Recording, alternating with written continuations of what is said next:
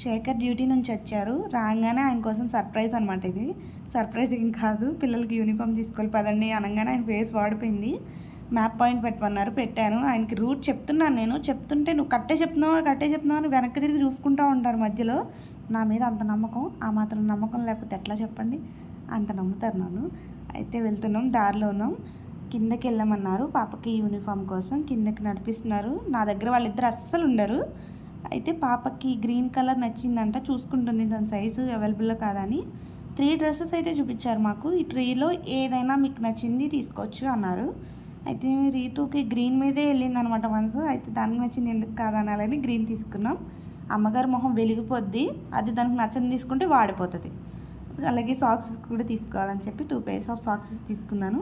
ఒక పేరుతో మా రీతుతో అయితే అస్సలు అవ్వదు, 2 pairs ఉండాల్సిందే. బిల్లు చూడండి 720 అంట. ఏమున్నాయని 720 తీసుకున్నారు వాళ్ళు, నాకు అర్థం కాలేదు. మన సైడ్ కూడా రేట్లు ఇట్లానే ఉన్నాయా? కామెంట్ చేయండి. దారిలో పార్క్ కనిపిస్తే మా వారు పార్క్కి తీసుకెళ్లారు. ఎట్లాగో బయటకు వచ్చాం కదా అని. మళ్ళీ రావడం కుదరదని. వాడు అసలు కుదురుగా ఉండట్లేదు, వాళ్ళ డాడీ మాట కూడా వినట్లేదు. చూడండి ఎట్లా కొడుతున్నాడో. వాళ్ళ డాడీకి విసుకొచ్చేసింది అనమాట. చూస్తూ కోపగించుకున్నారు అప్పటికి, అయినా మానలేదు. ఫిషెస్ చూడండి ఇక్కడ లేక్లో కనిపించే. ఈ చేప ఏంటో రివర్స్లో తిరుగుతుంది. మా వారు నన్ను చూసి అది నీకులాగే చూడు రివర్స్లో చేస్తుంది అన్ని పనులు అంటున్నారు.